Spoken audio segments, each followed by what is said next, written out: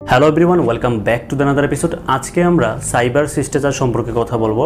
যে সাইবার জগতে মানে ইন্টারনেট জগতে, অনলাইন জগতে আমরা যে মিস্টেকগুলো করে থাকি, যে ভুলগুলো করে থাকি, সেখান থেকে কীভাবে পরিত্রাণ পেতে পারি। এবং বর্তমানে আপনি জেনে খুব অবাক হবেন যে আমাদের দেশে প্রায় 60 থেকে 68% পিপল, সবচেয়ে বেশি হচ্ছে মেয়েরা কিংবা নারীরা, যে কিনা সাইবার বুলিংয়ের শিকার।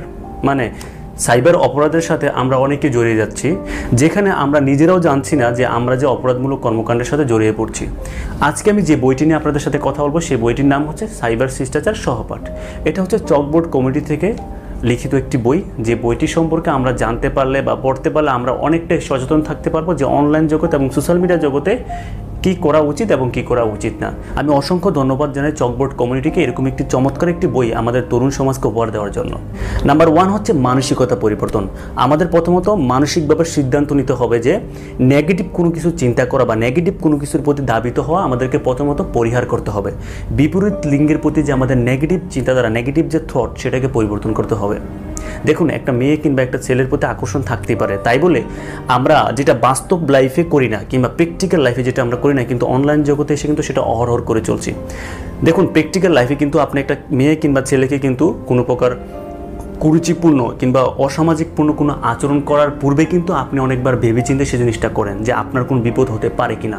কিন্তু আপনি অনলাইন জগৎ কিংবা সোশ্যাল মিডিয়া জগতে এসে কিন্তু সেই সকল কাজ আপনি অহরহ করে চলছেন। প্রথমত আমাদেরকে সিদ্ধান্ত নিতে হবে যে আমরা অনলাইনে এরকম কোনো আচরণ করব না যা কিনা আমাদের ব্যক্তিত্ব নষ্ট করে দিতে পারে। নাম্বার 2 হচ্ছে অ্যাকাউন্ট খোলাকালীন শিষ্টাচার। দেখুন, আমরা যখন অনলাইন জগতে কিংবা ইন্টারনেট জগতে সোশ্যাল মিডিয়াতে যে সময় আমরা অ্যাকাউন্ট করি, ফর এক্সাম্পল ফেসবুকে যে সময় আমরা অ্যাকাউন্ট খুলি, তখন আমরা অনেকেই ফেক আইডি কিংবা ফেক নেম কিংবা ফেক পিক দিয়ে আইডি খুলি। তো দেখুন, প্রথমত হচ্ছে আপনার উদ্দেশ্য কী, সোশ্যাল মিডিয়াতে আপনি কেন ইউজ করছেন, মানে এখানে আপনি কেন আসছেন, কেন আপনি সময়টাকে নষ্ট করছেন এখানে, এটা হচ্ছে প্রথম কোশ্চেন। যদি আপনি কোনো ভালো কাজে এটাকে ইউজ করে থাকেন, কমিউনিকেশনের জন্য কিংবা বিজনেস ডেভেলপমেন্টের জন্য কিংবা আপনার প্রোডাক্টিভিটি ডেভেলপমেন্ট করার জন্য কিংবা আপনি সোশ্যাল কনসার্ন ডেভেলপমেন্ট করার জন্য কিংবা আপনি সামাজিক সচেতনতা বৃদ্ধি করার জন্য, তাহলে গুড। কিন্তু আমরা অনেকেই ফেক নেম দিয়ে ফেক আইডি খুলে আমরা অনেক সময় মানুষকে বিভ্রান্তিকর পরিস্থিতিতে ফেলে দিই। এতে কিন্তু তার ব্যক্তিত্ব নষ্ট হয়ে যাচ্ছে। সে যদি কোনো প্রকার কোনো সময় বিপদে পড়ে কিংবা সাইবার বুলিংয়ের শিকার হয়, সে যদি কোনো প্রকার অপরাধমূলক কর্মকাণ্ডে জড়িয়ে পড়ে, তার যদি কোনো প্রকার বিপদ হয়, তাতে কিন্তু কেউ এগিয়ে আসবে না, কেননা সে নিজে একজন ফেক মানুষ। তাহলে আমি আপনার কাছে প্রশ্ন করছি যে আপনি এরকম ভুল করছেন কিনা, জাস্ট আস্ক ইউরসেলফ। তাহলে সোশ্যাল মিডিয়াতে আমাদেরকে অ্যাকাউন্ট করতে হবে আমাদের রিয়েল নেম দিয়ে এবং রিয়েল পিক দিয়ে। নাম্বার 3 হচ্ছে বন্ধু নির্বাচনের ক্ষেত্রে শিষ্টাচার। প্র্যাকটিক্যাল লাইফে যখন আমরা কারোর সাথে বন্ধুত্ব করি, তখন কিন্তু আমরা অনেক যাচাই বাছাই করে বন্ধুত্ব করি যে সে অ্যাকচুয়ালি আমাদের লেভেলের কিনা, কিংবা তার মানসিকতা কীরকম, কিংবা সে কোন পরিবেশে বেড়ে উঠেছে, কিংবা তার ক্যাটাগরি কী, তার ব্যাকগ্রাউন্ড কী, অনেক কিছু আমরা যাচাই করি, সব প্রত্যেকেই করি। কিন্তু সোশ্যাল মিডিয়াতে, অনলাইন জগতে কিন্তু আমরা ম্যাক্সিমাম লোক তার নাম দেখে কিংবা তার পিক দেখে আমরা তাকে ফ্রেন্ড রিকোয়েস্ট পাঠিয়ে দিই কিংবা তার ফ্রেন্ড রিকোয়েস্ট আমরা অ্যাকসেপ্ট করে ফেলি, যেটা আমাদের বিশাল বড় একটি ভুল।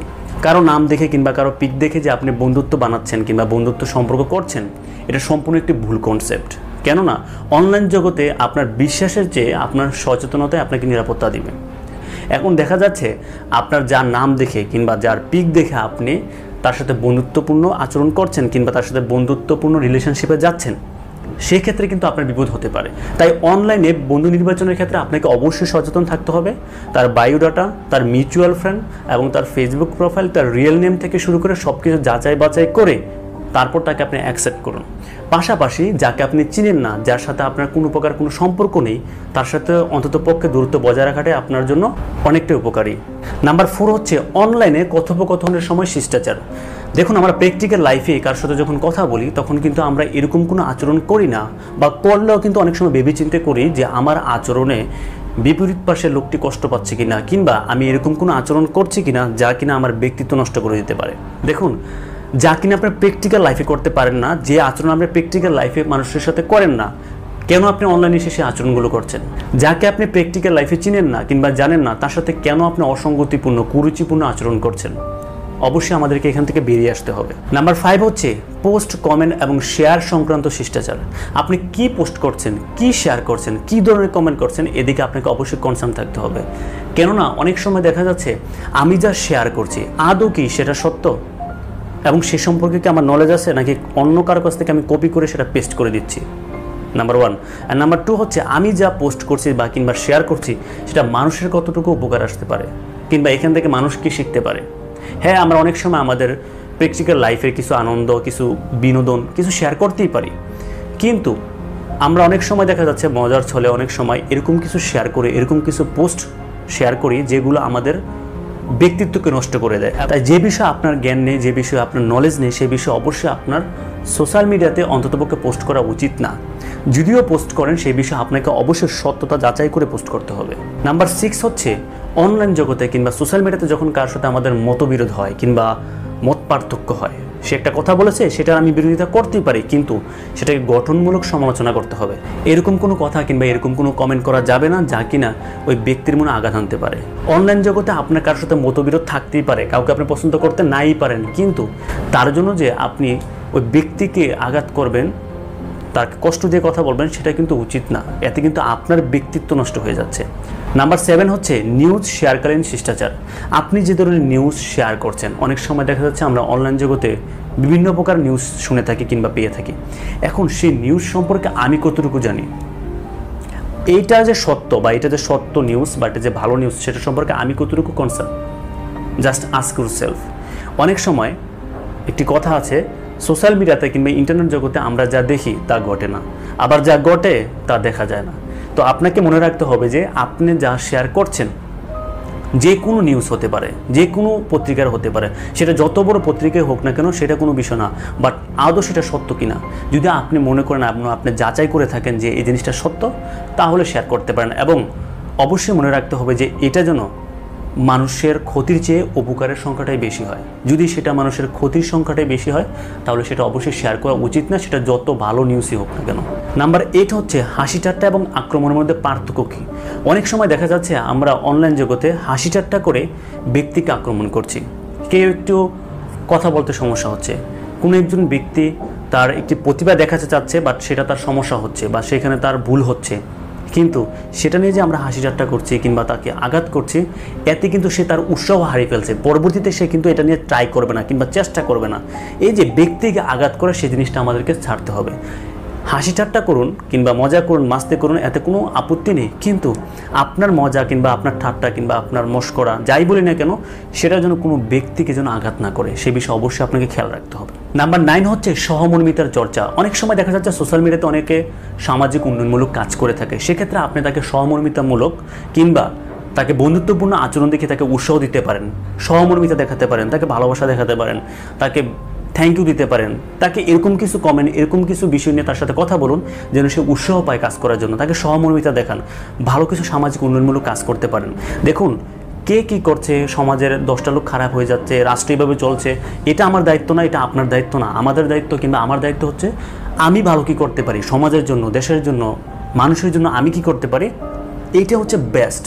মানে অপরকে দেখে কিংবা অপরের পিছনে লেগে থেকে কিন্তু সমাজের জন্য, দেশের জন্য ভালো কিছু করা পসিবল না। তাই ভালো কিছু করতে হলে অবশ্যই আপনাকে উদ্যোগ নিতে হবে। সহমর্মিতার সুলভ আপনাকে নিজে উদ্যোগে যে কোনো প্রকারের কাজ আপনাকে নিজে থেকে করতে হবে, অ্যান্ড দেন সেই কাজটি যদি সম্ভব হয় আপনি সোশ্যাল মিডিয়াতে, ইন্টারনেট জগতে শেয়ার করতেই পারেন। কেননা আপনার একটি ভালো কাজ কিন্তু অপরজনের কাছে একটা ইন্সপিরেশন। ফাইনালি নাম্বার 10, কপিরাইট সংক্রান্ত শিষ্টাচার। অনেক সময় দেখা যাচ্ছে অপর কারো টেক্সট, অপর কারো ভিডিও কিংবা অন্যজনের অন্য কিছু নিয়ে আমরা নিজেরা শেয়ার করে দিচ্ছি, নিজেরা পোস্ট করে দিচ্ছি নিজের নাম করে, কিন্তু এটা সম্পূর্ণ একটি ভুল কনসেপ্ট। অনলাইন জগতে যখন কোনো একজন ব্যক্তির কোনো একটি বিষয় আপনি শেয়ার করছেন, কোনো একটি বিষয় আপনি লেখালেখি করছেন, তাহলে অবশ্যই আপনাকে তার ক্রেডিট দিতে হবে। তা না হলে কিন্তু আপনি সাইবার অপরাধমূলক কর্মকাণ্ডে জড়িয়ে পড়ছেন। কেননা অপরজনের ভিডিও, অপরজনের কন্টেন্ট যাই হোক না কেন, তা আপনার কখনো রাইট নেই উইদাউট পারমিশন সেটা শেয়ার করা, নিজের নাম করে পোস্ট করা। সে ব্যক্তি চাইলে কিন্তু আপনার নামে ডিজিটাল নিরাপত্তা আইনে মামলা করতে পারে। তাই আপনাকে সচেতন থাকতে হবে। অপর কারো বিষয় যদি আপনি শেয়ার করেন, তাহলে অবশ্যই তাকে ফুল ক্রেডিট দিতে হবে, অ্যান্ড দেন তার পারমিশন নিয়ে আপনাকে তা শেয়ার করতে হবে। আজকে যে বই থেকে আমি আপনাদেরকে 10টি টিপস শেয়ার করলাম, সেটা হচ্ছে সাইবার শিষ্টাচার সহপাঠ। এটা হচ্ছে চকবোর্ড কমিউনিটির একটি উদ্যোগ, একটি বই, যে বইটি আমাদের সমাজের জন্য, আমাদের তরুণের জন্য খুবই উপকারী। তাই আমি অসংখ্য ধন্যবাদ জানাই চকবোর্ড কমিউনিটিকে এরকম চমৎকার একটি বই আমাদেরকে উপহার দেওয়ার জন্য। আমি অসংখ্য ধন্যবাদ জানাই। অ্যান্ড দেন এই বইটির লিঙ্ক আমি কমেন্ট করে দিয়ে দিচ্ছি, আপনারা চাইলে সেখান থেকে এই বইটির সফট কপিটি পড়ে নিতে পারেন। তাই প্রত্যেকের জন্য শুভকামনা রইল। ভালো থাকুন, সুস্থ থাকুন। Wish you all the best.